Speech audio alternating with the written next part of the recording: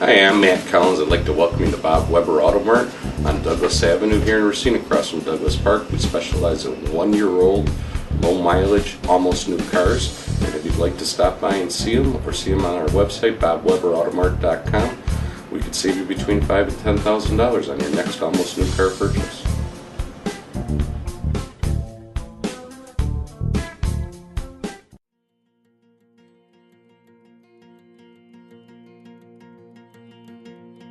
I'm Michael Burke, and this is Money Talks.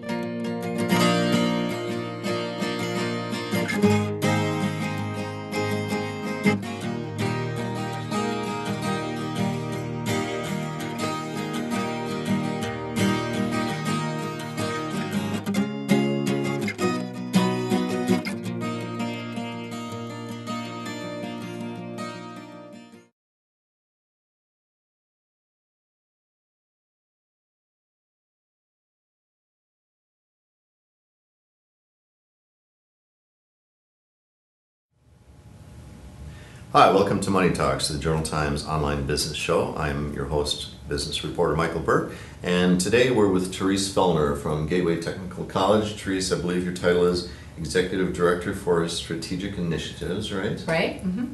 And we're going to be talking about a thing called Growth Wheel, which I actually hadn't heard of until about a week ago, but I did do a story about that for the weekend papers. And this is, we should say at the outset, this is going to be a free advising service or tool for businesses and startups and entrepreneurs. Free, let's emphasize that, which is pretty amazing. Right. How is it that Growth Wheel came to your group? Well, Gateway has been one of 10 partners in a 6-county project funded by the U.S. Department of Commerce Economic Development Administration since 2010. And there's 10 partners, 6 counties. And the purpose of that project was really specifically for us to collaborate, for us to share our entrepreneurs during and startups, businesses throughout their business life cycle, and to do so by collaborating on programs, services, facilities. And so about 6 months ago, a number of partners had identified Growth Wheel as a new tool, an innovative tool, one that was considered to be intuitive to businesses and small businesses. And beginning in December of last year, that was adopted, I guess, for the region. December 2012, we should say. Right, so December 2012, adopted by the 6-county region, and then also statewide among the Wisconsin Business Incubation System to provide a common tool, common language for entrepreneurs, business startups. And so we could provide that support locally and also look to connect our businesses and entrepreneurs with other areas of expertise or industries statewide and regionally. Now, Growth Wheel, I don't know if we're going to be able to add an image to the show or not, but it's actually a wheel with 4 quadrants, and it just seems so thorough and so commonsensical. Talk about David Maddy, the Danish inventor of Growth Wheel, and how that came to be.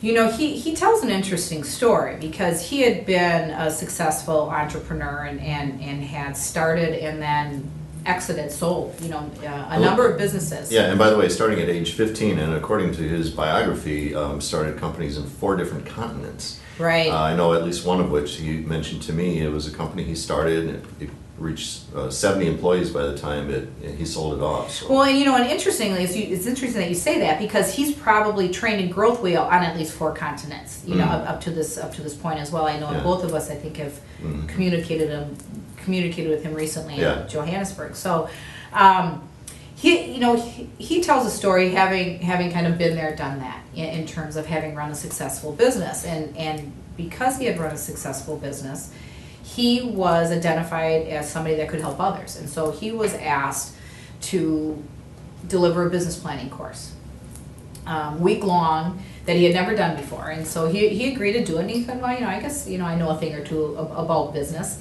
And so he did his research and, worked on what his curriculum was going to be for the week. And as he tells it, was there at the first day of the training, and a gentleman in the audience raised his hand and said, 10 minutes into it, yeah, right? Yeah. Did you write a business plan? right? Which was a conversation, when my husband and I were Yeah, you said, have you ever written a business plan? Have you ever written a business Right. plan? Not, did you write one for your last business, but really ever. And, that was always kind of a common question, among downtown Racine or, other small businesses. Those of us that had... And by the way, he had to say no. He had to say no, and then the response from Because the gentleman... he just had his own processes that he approached. Right, and so then that's what they asked him for. Yeah. They said, well, then why are you telling us, in a week-long session Yeah. about why we need to write a business plan? We want to know what you did. Right. We want to know what you did in order to be successful. And so he then used that as a time to really step back, reflect, continue with his entrepreneurship, really, because then what he did is he developed a product, and he developed Growth Wheel. Over the course of 3 years. Over the course of 3 years, and it's dynamic, Yeah. in the sense that he's continually changing it, updating it, adding new worksheets, which we'll get to, I guess, Yeah. because that's a unique part of the Yeah. of the instrument. So. And by the way, they're now, up until all this recent time, Growth Wheel had never been known in Wisconsin, right? It didn't exist in Wisconsin. Nobody was trained and certified throughout the state, Mm-hmm. nor were they trained and certified in Illinois. And so when I reference that 6-county project, 2 of our partnership counties are in Illinois, in Boone and Winnebago County, and so there were no trained and certified Growth Wheel advisors in Racine or in Wisconsin or Illinois. But now there are 50-some. Yeah, pretty Yeah. incredible. Yeah. And by the way, before I forget to point this out, it's mainly for businesses and entrepreneurs, but not solely. Nonprofits can also tap into this to improve their... Right, and so the focus on the free. So let's talk about that, because Okay. you made a specific point of that, and so the free one-on-one business consulting, including the worksheets and everything that comes along with it, is for entrepreneurs, startups, and existing businesses. For nonprofit organizations that want to do some capacity building and strategic planning, we're looking at that being typical contractual rates through Gateway okay. Technical Colleges, All right. and so the free part is specific to for-profit businesses. Okay. That might seem kind of backwards, when you think about in terms of who pays and who doesn't. Uh-huh.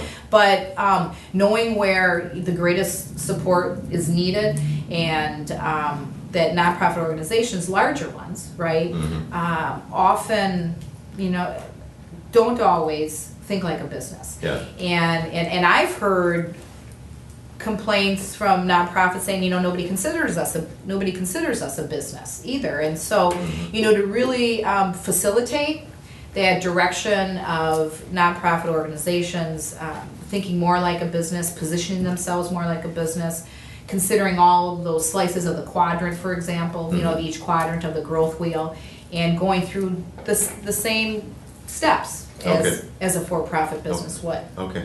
And within that whole business, let's more clearly define it as for startups or would-be startups. Right. And recent startups, and also for smaller businesses that you call stage one. What does that term mean to you, stage one? So stage one are usually businesses that have been in existence. You can be startups are usually kind of that 0 to 3 year mark, right? And so not entrepreneurs that are still thinking of their business concept.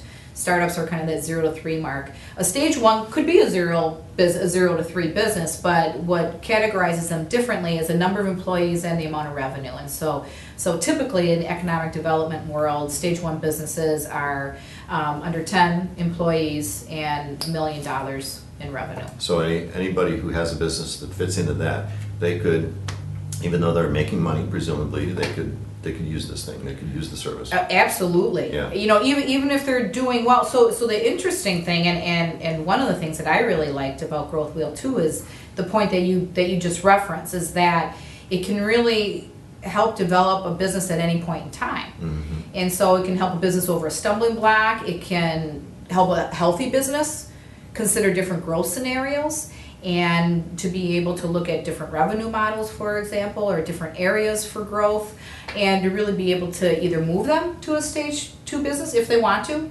Some stage 1 businesses are comfortable being there. They don't necessarily want to move on to stage 2. Yeah. But, to be able to introduce export strategies and different kinds of opportunities where for businesses that do want to grow, that's available to them as well. Okay. And by the way, I did get probably a half a dozen at least inquiries from your article on Sundays. So Good. there's And that was businesses. only 3 days before we're doing the show, so. Well, that and means- yeah. right, and so but all from existing businesses. Oh, All from interesting. existing businesses, and so to your point of Yeah. who is it good for, or who Yeah. who might be interested in it. The inquiries were all from Okay. existing businesses in Racine. Well, let's touch on each of the 4 quadrants. Starting with business concept, and by the way, we're gonna just touch on some of the sort of sections of each quadrant, but within each of those categories, there's lots more information, Right. lots more sort of subsections.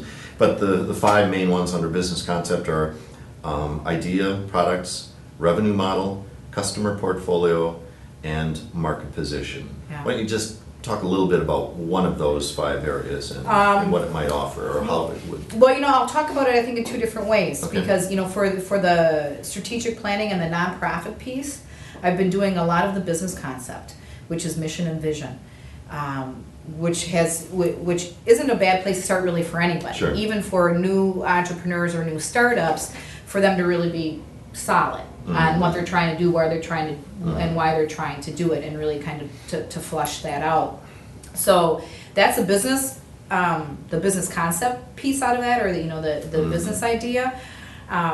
Also within that quadrant, as you mentioned, there's customer portfolio, and so really understanding who your customers are, where your customers are, and as you begin to do that, you realize that that has a direct linkage to how you're going to market. The marketing, which is in another quadrant, and so Right. that's another really just and again intuitive, but just exceptional part of the tool, because it links. It's this kind of interwoven. You can take it as a chunk, or you can really look at it in combination with some of the other areas as well. And by the way, these aren't just think about customer portfolio. There's lots of guidance in that. There's guidance about these are all different ways and places to find customers, and which of these makes sense to you, and Right. then you do the worksheets and all of that. So there's a lot of suggestion and guidance and worksheets, and ability to really think it through in a thorough way, which is one thing I really am impressed with about Growth Wheels. So thorough.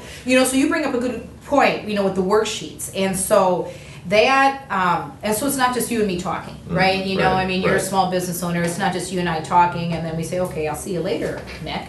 That you then have an opportunity to take materials with you. We can either work on them together. You can take it home, you can take it back to your business, you can take it back to your management team, and you can sit and work through these worksheets together. And so literally, that they're tools that business owners can use, either in partnership or at their own discretion, to really move them forward. And so, and like you said, each slice, right, or each chunk has its own set of worksheets that go along with that. Yeah. So Let's touch on another quadrant, organization, and this is all about how you set up your business or your organization, ownership and board, employees, partnerships, partnerships, right. business processes, legal issues. Again, just the whole scope of putting together an organization in a way that makes sense.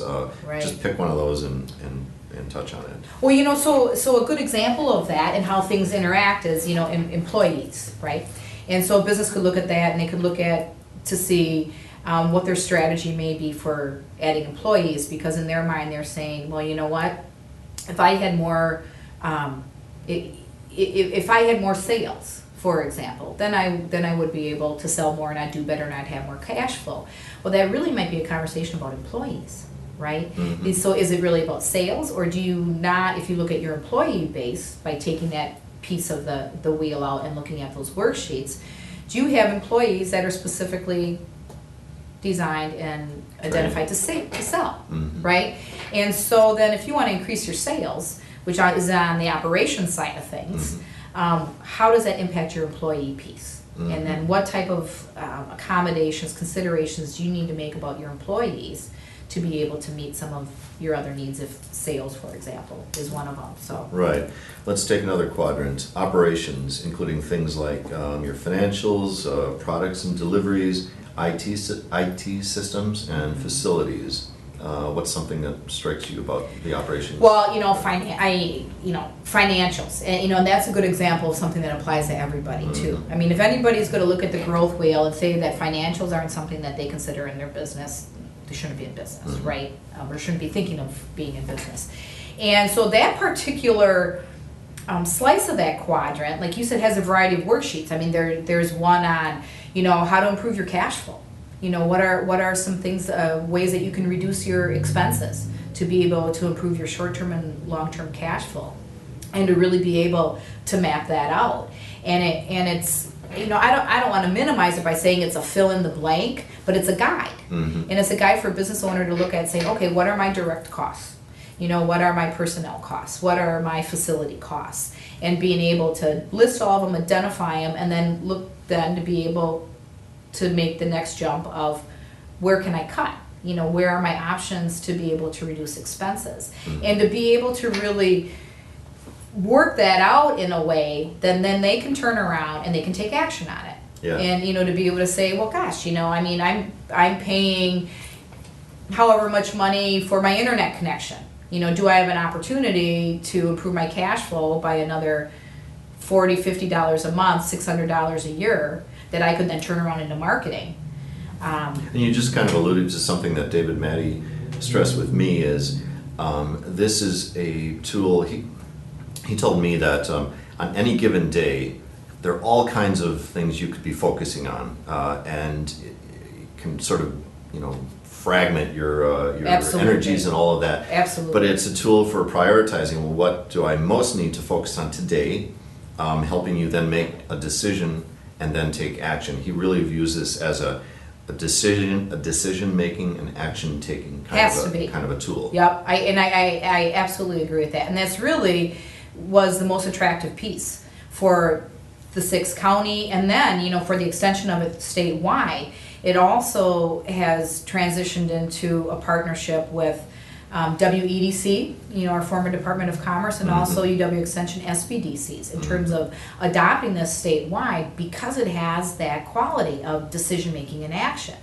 The other piece to that, that I'm sure that he mentioned you too, was that at any point in time, so if you go into a business and the person says, it's sales, I don't have enough sales. Well, you know what, then let's start with sales. And it gives them the opportunity for that business owner to start where they think that they need to start. As compared to me coming in and saying, you know what, I think, let's go back to mission and vision because I'm not sure you got your business concept right. It allows you the opportunity and the flexibility to really engage the business owner and let them decide. They're the ones that are running the business. They're the ones that are in the business. And as you said, it's dynamic. So if you then get that sales piece rolling the way you want to, now maybe you look at a different aspect of the wheel. Now maybe you go to marketing or something like that. Right. Let's talk about the last quadrant we haven't mentioned yet, customer relations. Yeah. Including things like marketing, sales and service, communications and PR, and branding. Where on that wheel have you seen needs in the community? Oh gosh, and you've heard me talk about this before too, because that one I think is directly related to the customer segment and what I've seen and experienced and have been guilty of, as a business owner, is to be in terms of a marketing strategy for that to be more event driven, publication driven, and kind of comprehensive in terms of your target audience or your customer audience. And by using Growth Wheel, you find out very quickly that your marketing strategies should, I was going to say they should vary per your audience, and they should, but that doesn't mean that you can't have a comprehensive message either. Right. But if you're targeting a certain population, or you already have a base of customers that you want to be able to expand, marketing, you're gonna develop different marketing strategies based upon who you're trying to reach and how you're trying to reach them. There's, just if you look at age, our millennials versus, our grandparents. Very, very different marketing strategies should be, you know that. You're with paper. So, how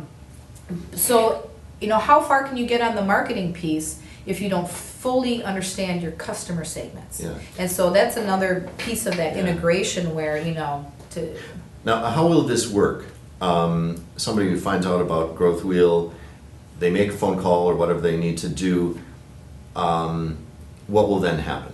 So what I've been doing, right, and usually do with and we can take just the recent inquiries we received following your article on Sunday. I had people contact me via email, so did my colleague Katie Walker, followed up with them and asked when they would like to schedule an appointment. We can either do that on site, or they can come into IMED, or we could meet wherever they want to meet.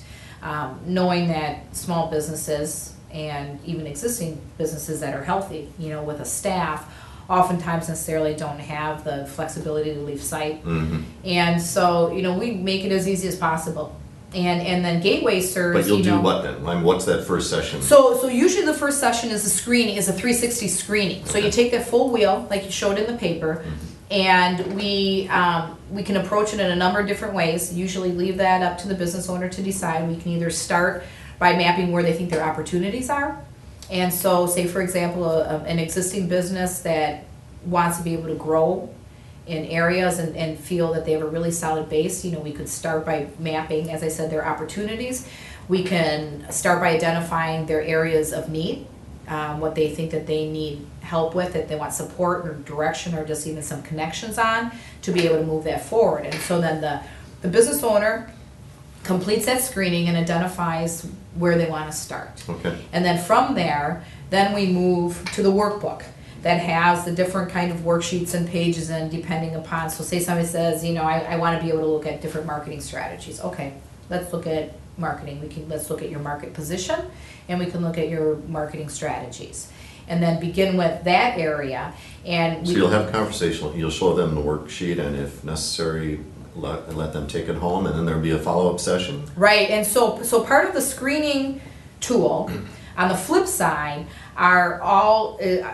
is where you identify all your to-do items, and so that's the action piece of it. And so it's not just you coming in and saying, I would like to figure out different marketing strategies and really get a handle on my marketing position. And I go, okay, here are these worksheets, go. Mm-hmm. Now, you can work on those worksheets together. You can take them with you, but you don't leave without a set of items to do. And it can be to survey your current customer base. It depends what comes out of what the needs are. One thing, just to quickly point out, because believe it or not, we're about at the end here. That is hard to believe. But that's that you're tied into a network of specialists. A lot of the people trained. So if I am a rabbit farmer or something like that, you don't necessarily know a lot about agriculture. Or if I'm an IT business, but you have people in different places in the state where you can send, so they can have that intelligent conversation and they have that background, right? Right. And so I'll give you a direct example of that before we're out of time. So food industry. I'm not an expert in food industry.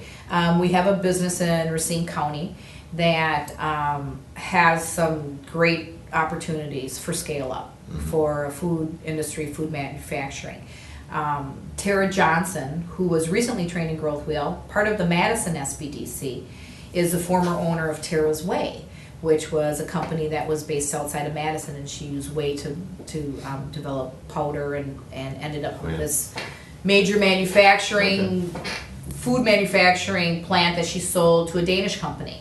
And so I connected the entrepreneur from Racine County to Tara Johnson. And then they can have that conversation. And they can have that conversation. Yeah. And then we can share the Growth Wheel piece. And so if there's anything then locally that this business owner wanted to continue to pursue that may not be food industry specific, then we can continue to do that. But then I know, because we're all working off of the same set of materials and the same understanding and expectations. You understand the conversation they would have had. Yeah. So it's a nice common language too among people that were, in all honesty, could be somewhat competitive in terms of, okay, where are you going to get your entrepreneurship training? Where are you going to get your business counseling?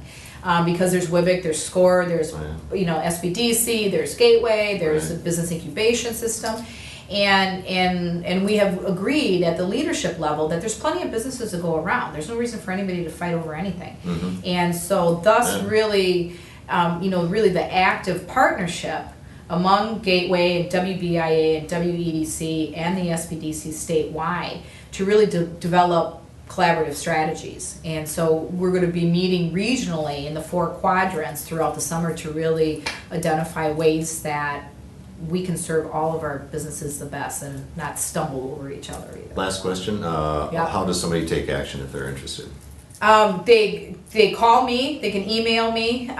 Katie Walker is also. Do you want to give the phone number right now? Sure, so it's 262-898-7524, so that's my direct line at Gateway. Okay. I don't know Katie's off the top of my head, I want to say it's 7410, 262-898, I think it's 7410. Otherwise, it's our last name, first initial at gtc.edu. And I would be remiss if I didn't say that Gateway also has adopted this initiative for Gateway students as well. Okay. And so we also have a colleague who is specifically identified to work with any student entrepreneurs throughout the 3-county region as well. Okay, well, good stuff. Growth Wheel, I hope people tap into that and take advantage. Therese Fellner from Gateway Technical College, thanks a lot for being on Money Talks. Sure, thank you. You've been watching Money Talks. I'm business reporter Michael Burke. Thanks to our producer Greg Shaver today. And please remember, Money Talks. Good.